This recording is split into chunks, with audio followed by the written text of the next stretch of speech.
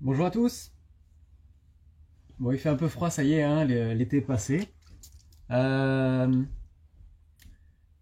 je voulais faire un petit live en français pour changer. Voilà, ça va être un petit peu différent d'habitude. L'idée, c'est que je voulais juste montrer quelques étapes d'affûtage. J'ai 3 couteaux à affûter. Et du coup, voilà, je vais les affûter avec vous. Et si vous avez des questions, eh ben, je pourrais y répondre. Essayer de voir un petit peu les pierres que j'utilise. Et les pierres que vous pourriez utiliser, comment préparer les pierres, et ensuite quelques gestes d'affûtage. So, hi everyone. I'm just saying that this time is a little bit different live. It will be a quick live, but well, I, I think it will be a quick live. I just wanted to say that this time it will be a French live, and I will speak French, and the topic will be about sharpening. But yeah, I would like to make a video for my French followers too. So yeah, this time French talk. So, alors je reprends en français du coup. J'essayais juste d'expliquer euh, en anglais le sujet du live. Du coup, voilà le principe pour l'affûtage. Pour l'affûtage, on utilise beaucoup de pierres parce que une pierre, c'est suffisamment large, plate et abrasive pour enlever de la matière et pour créer ou recréer le fil d'un couteau. On utilise une surface large parce que ça permettra d'avoir une précision et d'avoir aussi euh, une attaque qui est régulière sur la surface du couteau par rapport à un fusil que moi je conseille pas spécialement. En tout cas, je conseille pas à des gens qui seraient inexpérimentés.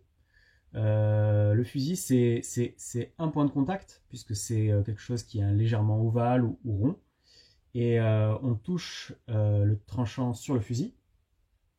Je sais pas si j'ai quelque chose pour faire semblant que c'est un fusil. Voilà, j'ai une brosse à dents. Du coup, on travaille avec le fusil sur un point de contact et on va toucher du coup pour réussir à redresser, tirer le métal pour refaire du fil. Mais cette opération, elle est très violente puisqu'on est sur un seul point de contact. Et du coup, ça peut être très violent pour l'acier, ça peut lui faire des micro-dentures ou des trucs comme ça. Et en plus de ça, on a tendance à jamais démarrer vraiment sur le talon. On démarre généralement juste après. Et du coup, on finira à avoir un espèce de creux qui va se créer à force d'utiliser le fusil, qui sera juste après le talon. La pierre, elle pallie à ce problème-là, je trouve. Et du coup, on a de la surface et on peut se caler à plat pour travailler vraiment et former un biseau et ne pas déformer le talon. Ça, c'est assez important. On peut utiliser différentes pierres pour l'affûtage. Mais moi, quand je finis mes couteaux, ils sont déjà très fins au niveau du fil. À vrai dire, ils coupent déjà. Et je veux juste former un micro-biseau propre qui me permet d'avoir un affûtage régulier, choisi au niveau du fil. Et du coup, pour ce faire, eh ben, je démarre pas très grossier, je démarre au 3000. Et du coup, j'aurais tendance à vous conseiller ça, c'est-à-dire que si vous avez un couteau qui est relativement utilisé souvent, mais qui est aussi entretenu souvent, eh bien, vous allez pouvoir affûter tout de suite à la 3000 et avoir un fil qui va revenir et repartir à la 3000. Vous n'avez pas besoin forcément de descendre à chaque fois très bas, 400 ou 1000. Et d'ailleurs, on peut aussi descendre 400 ou 1000, ça dépend du type aussi d'affûtage qu'on veut, parce qu'on n'est pas obligé d'affûter un couteau à la 3000 forcément. Alors j'ai une question, c'est même concernant les fusils en céramique. Alors bon, je vais être vraiment très clair, je connais pas bien les fusils. Je connais pas bien les fusils. C'est pas un outil que j'utilise dans ma cuisine. et c'est pas un outil que j'utilise dans mon atelier pour la fabrication. C'est vrai que moi, voilà, c'est tous mes commentaires, toute ma façon d'expliquer les choses, c'est pas celle d'un cuisinier. Il faudrait aller voir un cuisinier qui a beaucoup d'expérience et qui affûte beaucoup de couteaux, ses couteaux, et qui vous présenterait son avis là-dessus. Et peut-être qu'il aura d'autres avis que les miens. Moi, je suis coutelier, et du coup, tout ce que je dis, c'est par rapport aux couteaux que je fabrique, et du coup, ma façon de voir ces couteaux que je fabrique, et par rapport aux outils possibles d'entretien de ces couteaux, je trouve que le fusil sera difficile d'utilisation et aura tendance à créer plus de problèmes que de solutions. Et du coup, un fusil en céramique, si j'ai bien compris ce que c'était, pour moi, c'est du coup, au lieu que ça soit en métal, c'est une surface voilà, de céramique très dure, pareil, striée légèrement, qui va du coup sûrement arracher un peu de métal, j'imagine, les tirer un tout petit peu. Ça peut refaire du fil, bien sûr, mais le problème que ça soit toujours un seul petit point de contact qui est sur la lame, sur le tranchant, et donc faire une opération très violente sur le tranchant et en général louper le talon, que ce soit céramique, diamant, métal, pour moi ce sera toujours un problème.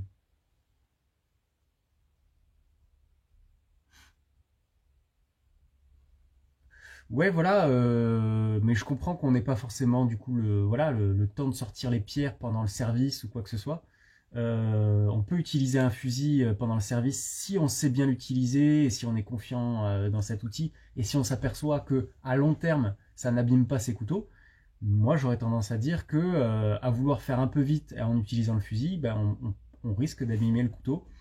Voilà, on risque d'abîmer le couteau et du coup, à la pierre, on aura plus de travail à faire.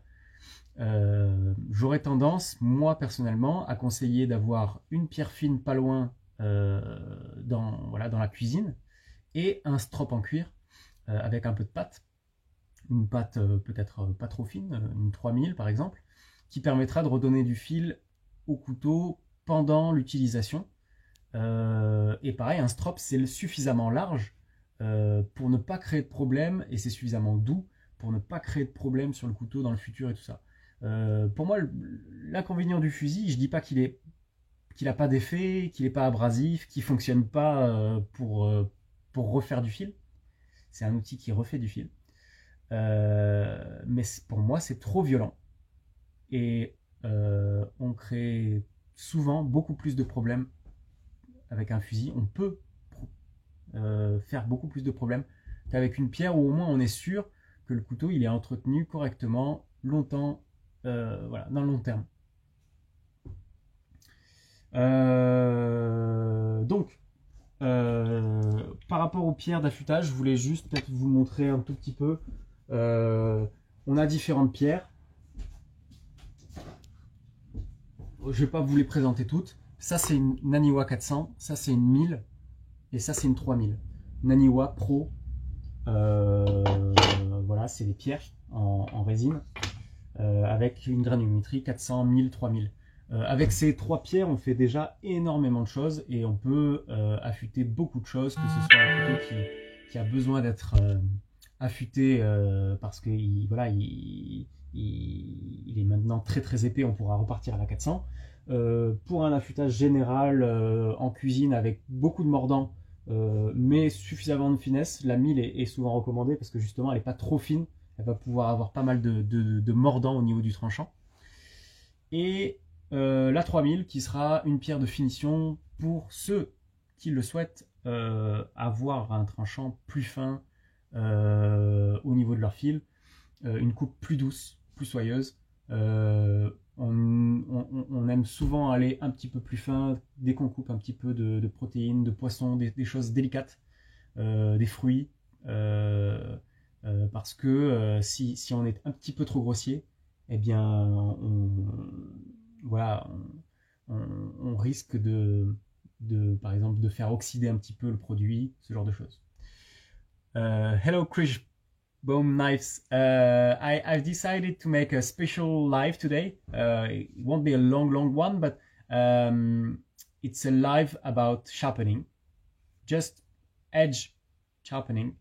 And I wanted to do this live in French because I got some followers in French, of course, as I'm a French maker, and I'm almost never speak French, so some videos should be in French sometimes, so they can have a simple video to watch. Donc voilà, et du coup c'est pour ça que je conseille pas forcément d'utiliser une 3000 parce que voilà, une 3000 c'est fin et du coup c'est forcément mieux. On peut considérer que un fil de couteau qui est poli aura de moins en moins de rayures voilà, sur sa surface, du coup aura une surface de plus en plus lisse et du coup un tranchant de plus en plus lisse et de plus en plus possiblement fin, parce qu'en gros si on affûte avec une pierre grossière, on aura peut-être un fil pas ultra aigu, alors que plus on polit, plus on peut réussir à former un apex, on appelle ça, vraiment le moment où le fil se rejoint à 0 mm, on pourra avoir avec des pierres fines, avoir un apex vraiment très aigu, très précis. On pourra donc considérer que pour avoir une coupe particulièrement fine, délicate sur des produits fragiles, on peut monter en grain, voilà. Mais parfois, on va préférer un apex peut-être légèrement moins aigu et précis, et choisir une 1000 qui aura du coup un peu plus de dents, du coup un apex légèrement plus agressif et qui permet de rentrer dans des peaux dures comme la tomate, ce genre de truc. Voilà. On travaille souvent quand même avec des pierres plates. L'intérêt des pierres plates, c'est que quand on va travailler sur le couteau, non pas sur de petites surfaces, des petits endroits, mais si on veut travailler sur la pierre pour avoir, pour réaligner un petit peu le tranchant, ok. Quand on a une pierre plate, eh bien, ça permet d'être sûr que le contact se fait proprement et qu'on n'est pas, la plupart du temps, c'est les arêtes, hein, c'est le tour de la pierre qui sera plus haut que le centre si elle est déformée. Et pareil, on a tendance à déformer les pierres un petit peu comme ça. Donc ça, ce sera plus haut et ça, ce sera plus haut et ça, ce sera plus bas. Si on fait ça, ben, du coup, dès qu'on utilise la pierre dans son entièreté pour faire une rectification, pour avoir un travail qui permet d'avoir de remettre le tranchant un petit peu à plat ou de réaligner un petit peu le tranchant, plutôt que d'avoir du coup un tranchant, vous voyez, qui ferait un petit peu des vagues ou des trucs comme ça. Si on utilise toute la pierre avec par exemple le grain 400, ça permet de réaligner. Voilà, donc on surface les pierres. Pour surfacer les pierres, il y a plein d'outils possibles et imaginables. Il y en a des pas trop chers, il y en a des très chers. Je dirais que le moins cher possible, d'ailleurs il faudrait peut-être que je branche le téléphone à un moment donné, le moins cher possible, ce serait des abrasifs en poudre. Donc voilà, ça s'achète en sac, hein, ça s'achète en sac, c'est des abrasifs, ça s'appelle carbure de silicium. On le pose sur une plaque en marbre ou sur une plaque en verre, on met un petit peu d'eau et on frotte la pierre sur la plaque en marbre. Ça permet de surfacer et on peut choisir le grain qu'on veut, hein, parce que moi j'ai du 36 et j'ai jusqu'à 400 ou 600 peut-être, un truc comme ça. Donc on peut redresser une pierre comme ça. C'est un peu le bordel et il faut une plaque en verre à côté et il faut les abrasifs et tout ça. Il faut presque un endroit exprès pour ça. Mais par contre, ça coûte rien. Ça coûte presque rien. C'est-à-dire que la poudre, là, pour 1 kg ou 2, on a, je sais pas, 5 € ou 4 € pour avoir voilà, de la poudre abrasive. Donc c'est vraiment pas cher. J'ai une autre question. Milan, je vais prendre mon service. Serait-il possible de vous revoir ton live? Okay. Oui, en gros, il est enregistré sur Instagram d'office, et ensuite si j'y pense et que voilà, si j'y pense et que je fais ça bien, Je le mets aussi sur YouTube et comme ça les gens regardent plus tard quand ils veulent. Voilà. Donc on peut redresser avec le carbure de silicium sur une plaque en verre ou de marbre. Et ça coûte pas très cher en abrasif et on peut redresser facilement. Voilà, on rotationne la pierre sur le marbre, ça marche super bien. C'est par contre un peu salissant, il faut voilà, une espèce d'endroit exprès pour ça, quoi.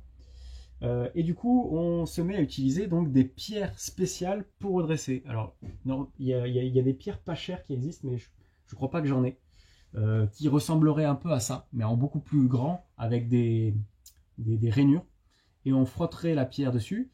C'est souvent pas cher, c'est souvent pas super efficace, c'est des grains très très grossiers, ça peut marcher hein, quand même, hein.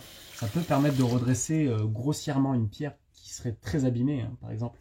Mais pour faire du redressage un peu souvent, un peu régulièrement, parce que en fait, plutôt que d'attendre que la pierre soit vraiment ronde ou creuse, je veux dire, bah, c'est pas mal de surfacer un petit peu tout le temps.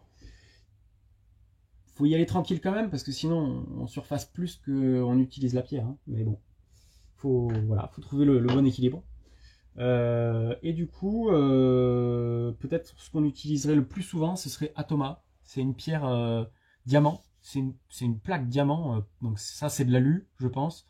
Et il y a une plaque qu'on peut coller, qu'on peut acheter d'ailleurs, juste la plaque, hein, si on veut. Et on a différents grains possibles, je crois que ça va du 140 jusqu'à 1200. Pour vraiment remettre à plat, on utilisera la 140. Et pour surfacer un peu propre, on mettra par exemple un coup de 400, un coup de 600. La 1200, je dirais que c'est utilisé que pour les pierres super fines, genre pierres naturelles, ce genre de choses. Mais pas spécialement, quoi. Pas trop. Moi, j'utilise pas.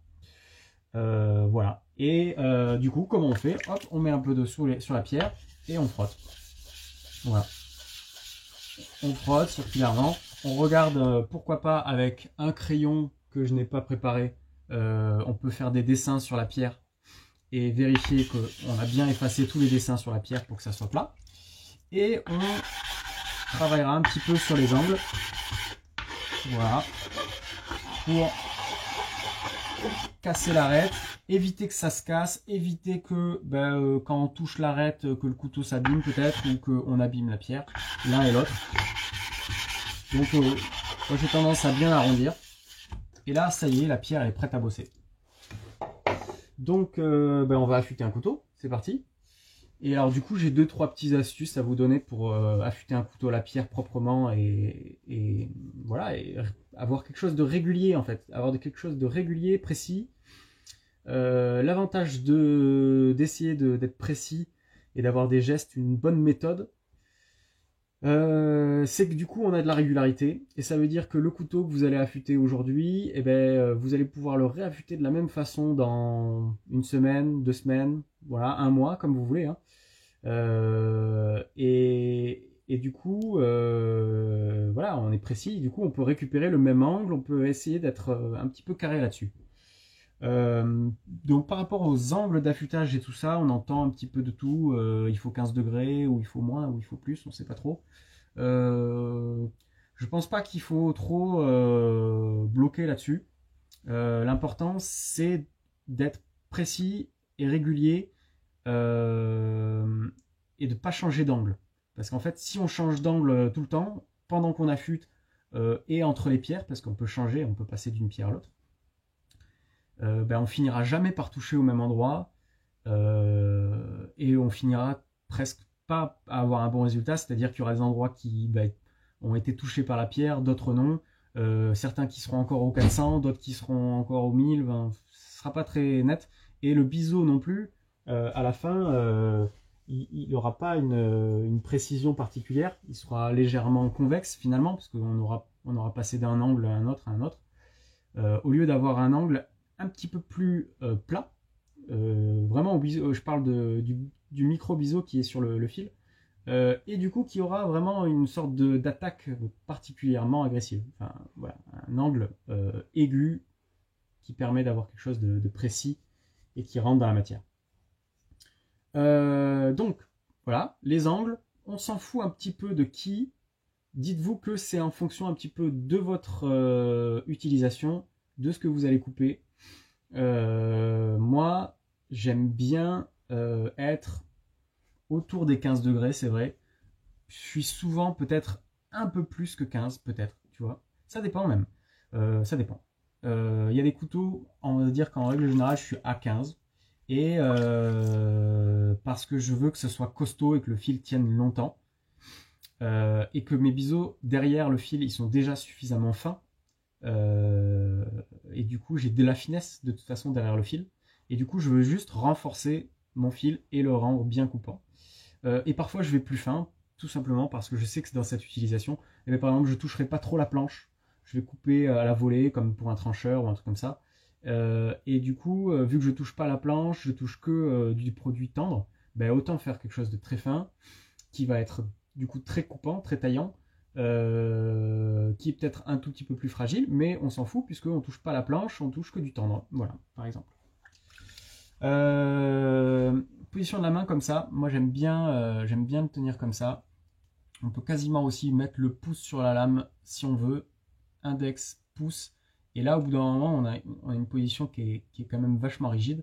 Je crois qu'il y en a même qui cuisinent comme ça, non, peut-être pas avec le doigt quand même, mais comme ça. Voilà, et donc ça permet d'être vraiment bien rigide, je trouve, pour garder son angle. Et on démarre au talon. Moi, j'aime bien démarrer au talon, en tout cas, j'ai pris l'habitude. Et on va aller jusqu'à la pointe. Et l'idée, c'est que j'aime bien démarrer, aller jusqu'à ma pointe, et donc le faire dans un seul mouvement. Enfin, un seul mouvement, excusez-moi.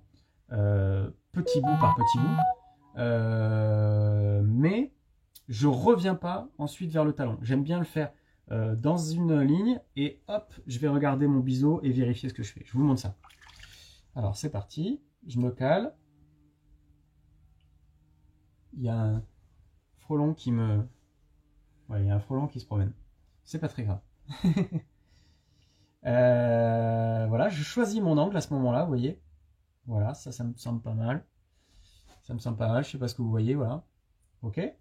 Et à partir de là, je bouge pas de mon angle, j'essaye de rigidifier ma main et de voir ce que je fais. Et c'est parti, je vais affûter. Donc je démarre au talon.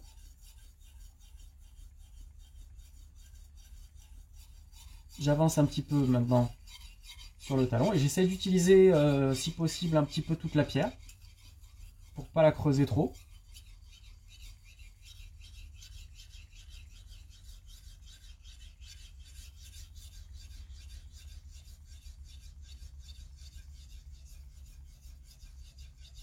Voilà, et là je suis sur la pointe. J'ai tendance à être un petit peu plus à faire des mouvements de balancier, je ne sais pas si vous les voyez, sur la pointe, parce que vers la pointe, on a un petit peu plus de courbure sur les lames que vers le talon, qui est un petit peu plus plat au niveau du profil.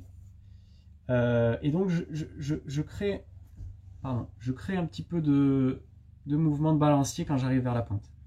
Je peux tester si j'ai déjà récupéré un petit peu de morphile, donc ça veut dire que mon couteau, j'ai enlevé de la matière jusqu'à arriver à un apex, jusqu'à arriver au bord du couteau, à créer du fil, et du coup ça crée une petite bavure, comme quand on coupe du bois, comme quand on coupe n'importe quoi, ça crée une petite bavure de l'autre côté, et cette bavure, elle est bon signe, elle indique que j'ai fait ce travail-là, d'enlever suffisamment de matière, jusqu'à avoir mon morphile, ma petite bavure, et donc mon futur fil. Je peux regarder le couteau et vérifier voilà, que mon fil est régulier, que c'est assez joli et tout ça. Donc ça va, c'est bien, je trouve. Et on peut passer à l'autre côté. Du coup, je nettoie ma pierre. Je me remets en place et je choisis pareil un angle qui me plaît bien. Voilà, cette fois-ci, pareil, je coince un petit peu mon mouvement et j'essaye de garder de la stabilité. Je vais faire une strop comme ça. Une strop comme ça je suis sûr de passer mon morphile de l'autre côté du couteau. J'aime bien faire ça. Et c'est parti pour affûter. Donc je démarre au talon.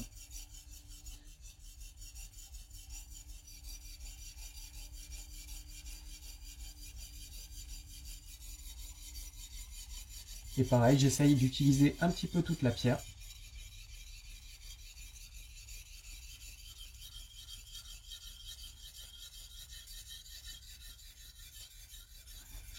pareil, une fois que j'arrive du coup vers la pointe, j'ai tendance à avoir un mouvement un petit peu plus de balancier, tout en restant quand même stable. Hein. Il vaut mieux que vous ne fassiez pas le geste de balancier trop si vous n'êtes pas stable. Il vaut mieux garder de la stabilité que s'amuser à faire des gestes qui ne soient pas efficaces. Voilà. Et du coup, je reviens pas, vous voyez. Je reste vraiment, je fais talon jusqu'à la pointe. Et là, je peux pareil checker que j'ai du morphile. Et j'en ai, c'est bon, tout va bien. Si on n'a pas le morphile, ça veut dire que peut-être qu'on n'a pas affûté jusqu'au bout, jusqu'à créer du nouveau fil. Et donc, ça veut dire que on a un petit peu enlevé de matière, mais pas assez pour créer un nouvel apex, un nouveau tranchant efficace. Voilà, et une fois qu'on a fait donc ces petits morphiles des deux côtés, on va pouvoir démorphiler. Alors moi j'aime bien commencer en allant à revers du tranchant, je ne sais pas si c'est clair, et du coup on peut voir que sur ma pierre je retrouve des petits débris de pierre, des petits débris de métal, et donc ça c'est mon morphile qui tombe sur la pierre. Vous pouvez essayer d'observer, de vous mettre une bonne lumière là, vous voyez j'ai une lumière très très vive qui arrive là. Et donc ça permet de voir un petit peu les phénomènes comme ça. Donc il y a un petit peu de morphile qui est tombé sur ma pierre. Et maintenant je vais pareil démorphiler, mais cette fois-ci vers le tranchant. Et là par contre il faut pas de pression. Je mets un tout petit peu plus d'angle, je crois, dans ces étapes-là. J'ai tendance à lever un tout petit peu. C'est pas très grave.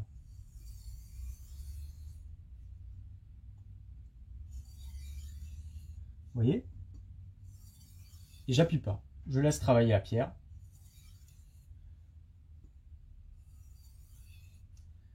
Voilà. Et alors, pourquoi on fait ça? Donc là, ça y est, j'ai affûté mon couteau à la 3000 et j'ai démorphilé d'abord à revers et ensuite contre le tranchant. Ok. Donc là, le couteau coupe. Je vais passer un petit coup de cuir peut-être pour finaliser, mais le couteau coupe. Hop, je me pose le couteau. Je voulais juste vous expliquer pourquoi on irait ou à revers ou contre le fil. À revers ou contre le fil. Ok.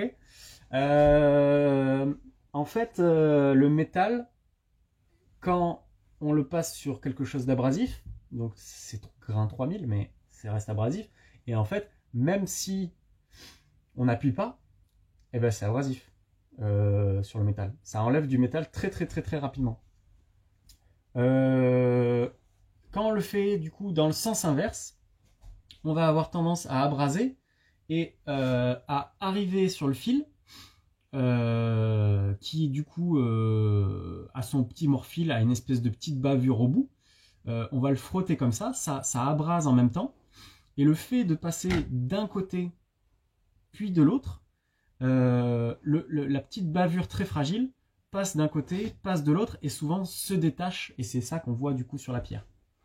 Mais par contre, en faisant ça, vu qu'on tire au niveau du mouvement, eh bien on a tendance à enlever la bavure qui était assez importante, puisque on a affûté, voilà, tout le fil en faisant plusieurs gestes, du coup en enlevant pas mal de matière. Même avec ce léger geste, on crée à nouveau un morphile très très fin, mais on a tendance à créer un nouveau morphile juste après celui qu'on vient d'enlever. Et ça, bon, les Anglais ils appellent ça foil edge. Ça va avoir tendance à couper très fin, mais par contre ça va avoir tendance, puisque en fait le fil n'est pas composé d'un apex vraiment net, mais d'un apex avec une légère bavure au bout, très très légère, très très fine, eh bien on aura tendance à avoir un tranchant qui s'aplatit beaucoup plus vite, et du coup voilà, au premier contact sur la planche, ce petit morphile va s'écraser un petit peu, et du coup on aura l'impression que la coupe a perdu tout de suite, rapidement, et du coup on est un petit peu déçu de son affûtage. C'est pourquoi d'expérience, j'ai l'impression que c'est une bonne chose et ça marche bien. Qu'on a tendance à du coup aller vers le tranchant. En anglais, ils disent edge leading. On va vers le tranchant. Et ça, en même temps que du coup, salut Guillaume, en même temps qu'on démorphile, qu'on enlève la bavure, et bien finalement on coupe dans le métal. Et vu qu'on coupe dans le métal dans le sens du tranchant, et bien, le métal a bien moins tendance à recréer une bavure. J'imagine que ça peut quand même arriver si on passe encore et encore et encore et encore. Mais en y allant léger et tout ça, on va avoir tendance à créer cet apex bien mieux que quand on fait à revers du fil. On va former, voilà, former l'apex bien plus précisément. Et ça, du coup, ça permet d'avoir un apex plus fort, plus net, qui, même au contact voilà, de la planche ou face à l'usure du tranchant qui rencontre des choses, aura moins tendance à s'enrouler sur lui-même. Et du coup, on a tendance à avoir un tranchant qui dure un petit peu plus longtemps avec ce petit geste en plus, quoi. Voilà. Voilà. Et on va passer par exemple au cuir, là, vite fait. Moi, j'aime bien passer au cuir, j'aime bien ça. Il y en a qui... Vous avez le droit de rien faire, ça marche aussi. Ah, est-ce que ça marche ça? Non, ça marche pas. Ouais. C'est parce que j'ai deux petits bouts de laiton ici qui me permettent de bloquer les pierres. Hop. C'est pas parfait, mais c'est pas mal. Et du coup, j'ai un bout de cuir. Je regarde juste vite fait si j'ai pas... Alors...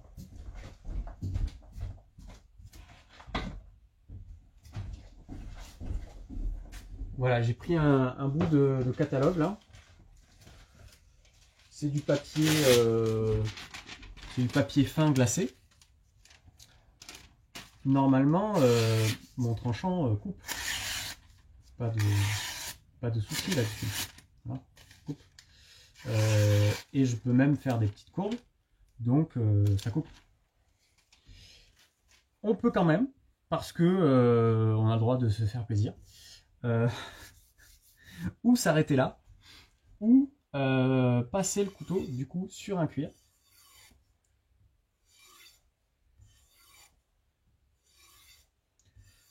On a tendance du coup avec le cuir à mettre en contact sur le métal quelque chose de très très fin au niveau de l'abrasion, de légèrement souple aussi, puisque c'est plus souple qu'une pierre. Et du coup, on va polir le bout de son fil très légèrement, et on va enlever finalement, en le polissant, on va légèrement arrondir les arêtes qui seraient liées aux rayures faites par la pierre, parce que même au grain 3000, si on regarde à la loupe et tout ça, on verra des rayures. Et du coup, ça permet d'avoir au niveau de la coupe une sensation de coupe plus soyeuse, plus douce, beaucoup plus fine. Voilà. Donc moi j'aime bien passer le cuir au début et ça me permet d'avoir une coupe un peu plus douce. Par contre, ce sera au détriment du mordant, du tranchant en quelque sorte, puisque voilà, plus on veut de mordant, plus on utilisera plutôt les propriétés de la pierre à créer de la rayure, à créer de la dent en quelque sorte, parce que chaque rayure créera une micro denture au niveau du fil. Et du coup, on passe pas de cuir si on veut pas ça, quoi. Voilà. Et voilà, et c'est fini. Donc pour le live d'aujourd'hui, ce sera terminé. Si vous avez 3 petites questions, eh ben, j'y réponds. Et si vous n'avez pas 3 petites questions, eh bien je vais affûter 2 autres couteaux et je vais aller manger. Voilà. Donc n'hésitez pas si vous avez quelques petites questions. Je m'en affûte un deuxième devant vous, voilà, rapidement. Comme ça, ça vous permet de revoir le process. Et pendant ce temps, vous réfléchissez si vous avez des questions, et puis moi j'y répondrai.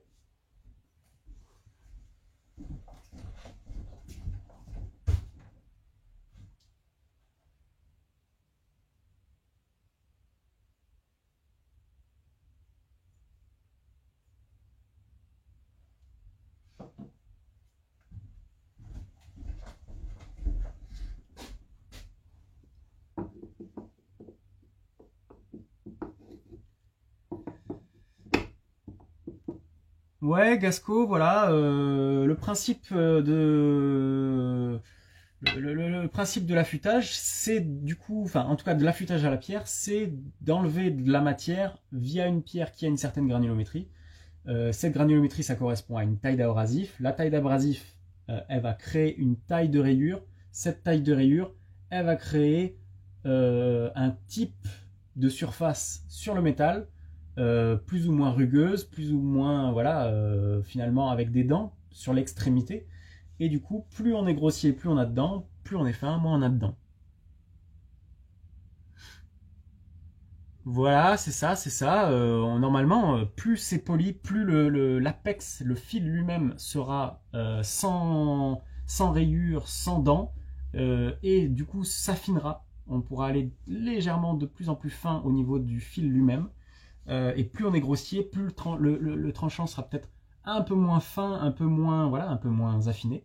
Mais par contre, parce qu'il s'effondre en fait, hein, si les rayures sont trop grosses, il s'effondre un petit peu, il n'arrive pas à se tenir bien, bien net. Mais par contre, on garde en mordant, en tenue de coupe, on gardera une coupe légèrement plus longtemps. euh, En tout cas, sur les couteaux qui touchent la planche, qui font ça là,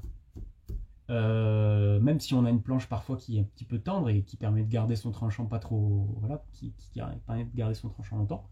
Ben ça, c'est un mouvement qui est assez violent quand même, hein, pour le tranchant.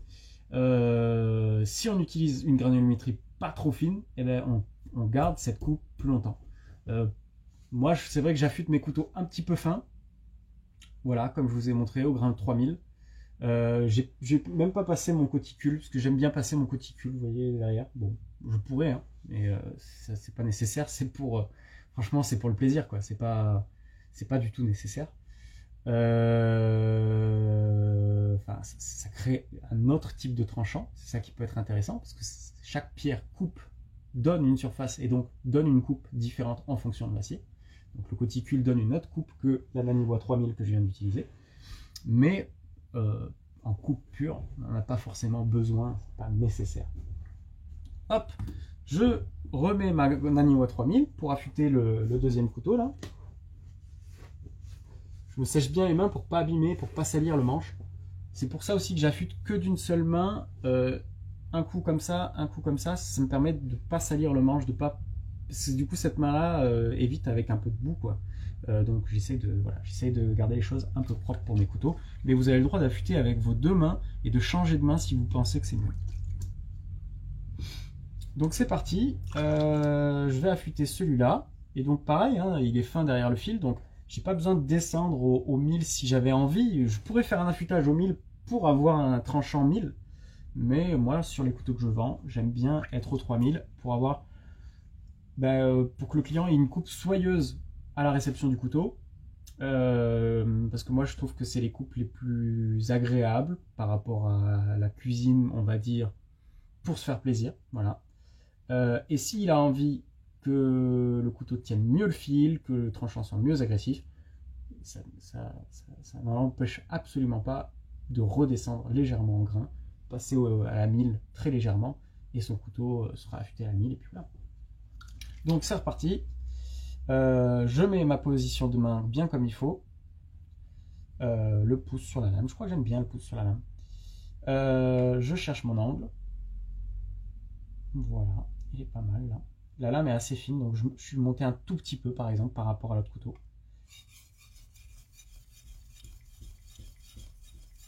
L'important c'est de garder. C'est qu'une fois qu'on a fait son choix, on essaye de ne pas lâcher cet angle-là.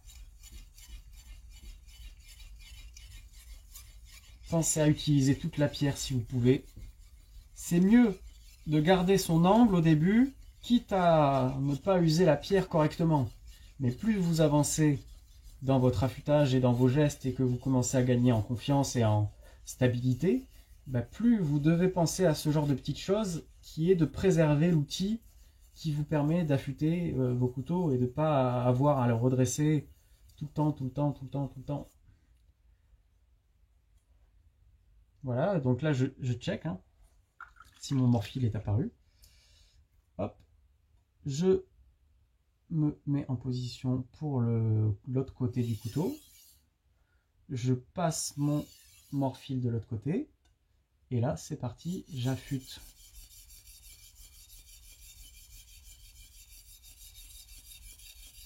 L'autre côté, j'essaye d'être bien stable.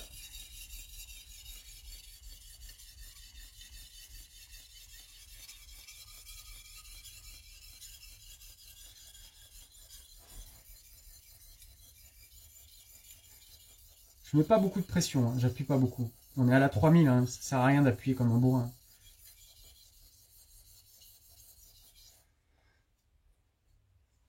Voilà, donc là j'ai mon morphile qui est bien apparu. Donc comme j'ai fait tout à l'heure, moi c'est vrai que je démarre pas mal en faisant mon strop à revers du fil. Je monte toujours un petit peu l'angle hein, dans ces mouvements-là. Et je viens de tomber, je sais pas si je vais réussir à vous le montrer, ce serait marrant que je puisse vous le montrer.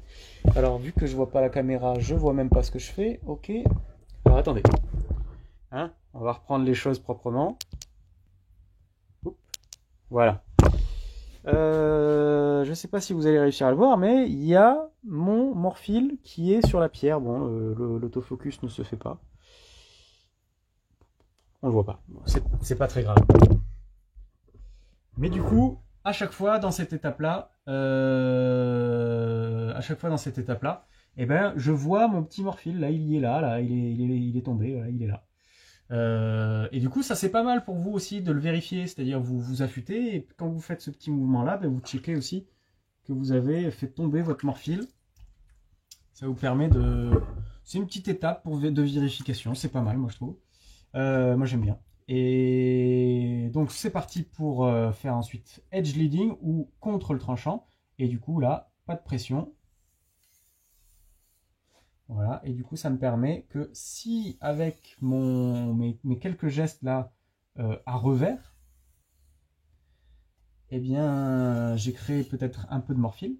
Et là ça me permet de couper dans ce morphile et de enlever une dernière fois le morphile si jamais il avait pu être recréé. On n'est pas non plus obligé d'aller jusque là, mais moi j'aime bien. Ok.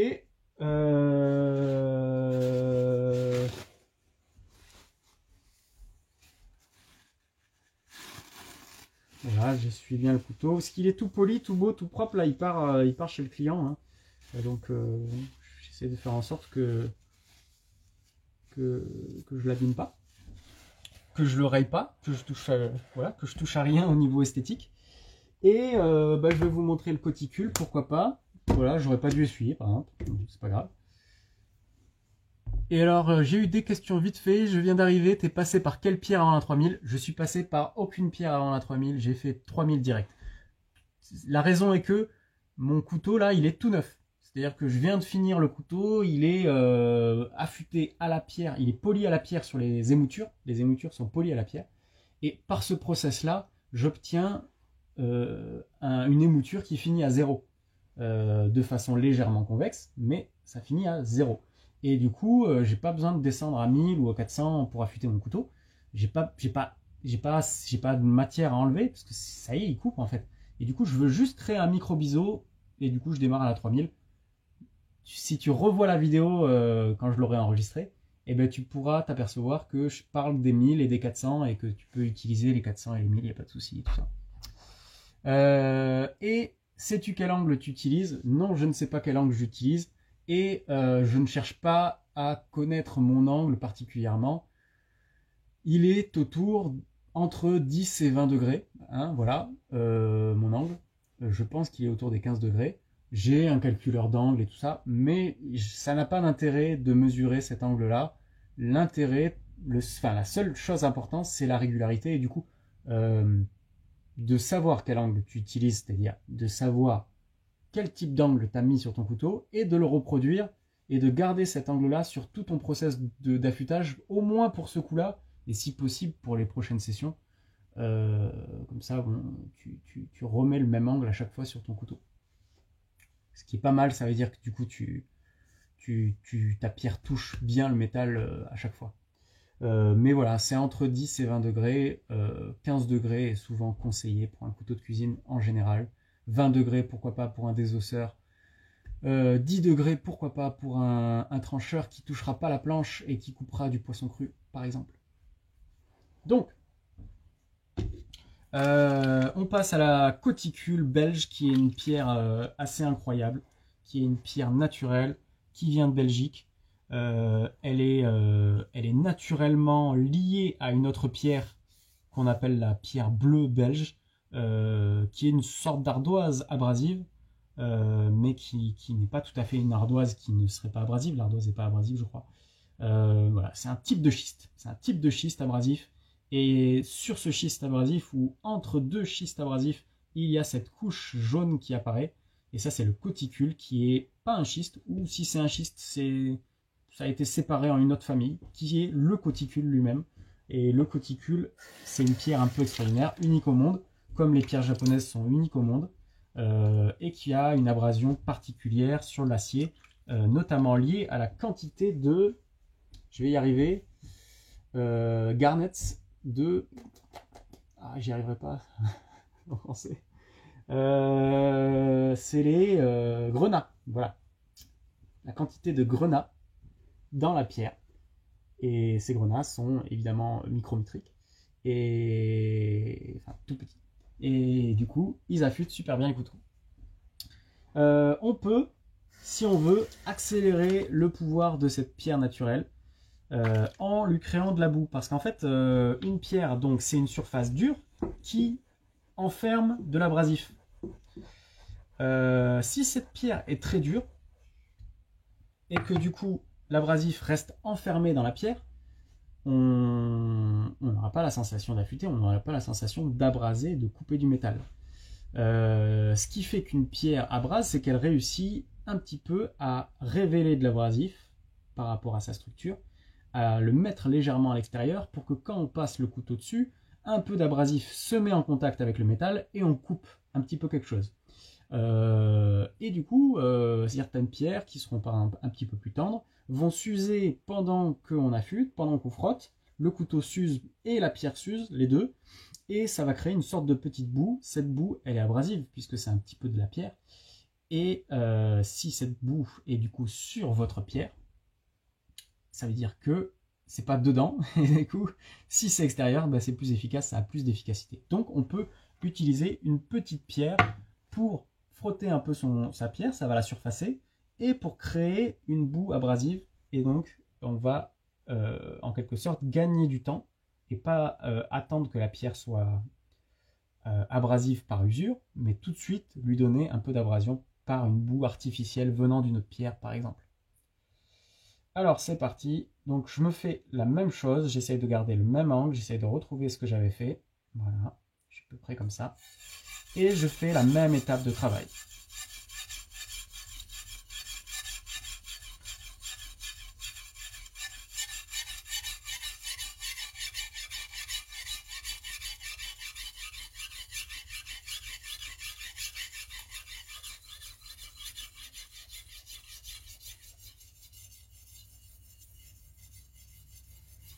Ok,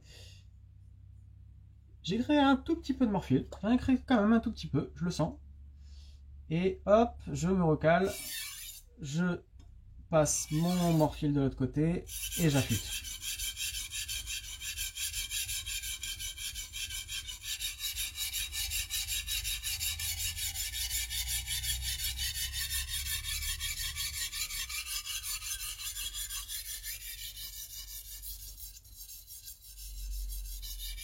Ok, et maintenant je vais pouvoir stropper. Donc je nettoie un petit peu ma pierre. Et du coup, je passe à revers du fil. Voilà. Là, par exemple, je ne vois pas le morphile qui est tombé parce qu'honnêtement, il est trop petit pour le voir. Et je passe contre le tranchant. C'est les mêmes étapes sur chaque pierre. En tout cas, moi, je fais les mêmes étapes sur chaque pierre.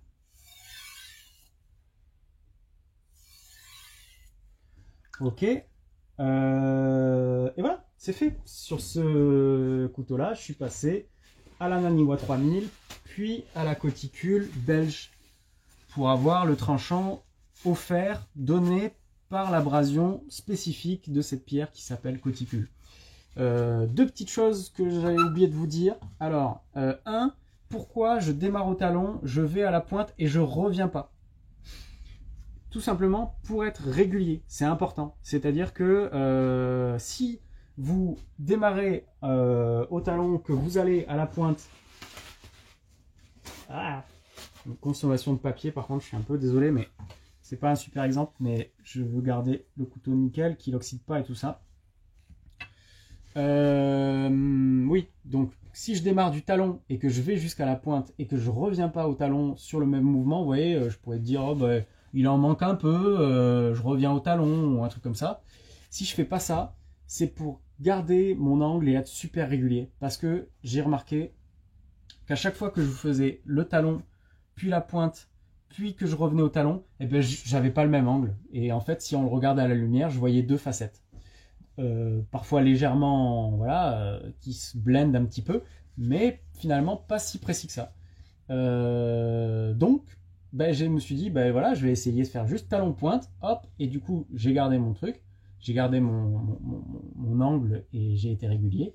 Et du coup, ben voilà, je trouve que j'ai plus de régularité, j'ai plus de précision, et du coup, je vous conseille d'essayer. Si jamais on fait ça, hop, on arrive à la pointe, on check son tranchant, on regarde si on a du morphile et il n'y en a pas, eh ben, je propose de recommencer, de se remettre pourquoi pas au talon et d'aller revenir vers la pointe, sachant que le premier mouvement pourrait être rapide, par exemple, hein, on fait juste voilà, une petite passe, on check, et si on n'a pas du morphile, généralement on n'en a pas à certains endroits, normalement on en aura obtenu à certains endroits où le couteau était un petit peu plus fin, et du coup on insistera évidemment sur ces endroits où ben, finalement il y a plus de matière, et du coup il y a plus de matière à enlever. Voilà. Et le dernier truc que je voulais dire, et après on s'arrêtera pour le live, c'était je rince au bout d'un moment ma pierre, vous avez vu, donc j'affûte avec la boue, que ça soit un côté puis l'autre. On le fait particulièrement sur les pierres naturelles parce qu'elles sont légèrement moins abrasifs qu'une pierre synthétique. Donc on les aide un petit peu. Mais on n'est pas obligé, hein, mais bon, voilà, on les aide un petit peu. Donc j'affûte avec la boue parce que ça me permet d'avoir une abrasion supérieure. Mais par contre, quand je strop, donc ça veut dire les dernières étapes où finalement je fais juste des mouvements comme ça et je passe mon couteau pour polir et enlever le morphile, et bien j'enlève la boue. Parce que là, cette fois-ci, je veux plus d'abrasion, je veux du polissage et du démorphilage. Donc je ne veux pas enlever de la matière cette fois-ci. Je veux juste avoir une pierre dont l'abrasif est enfermé et me servir de la structure de la pierre pour démorphiler le couteau. Voilà.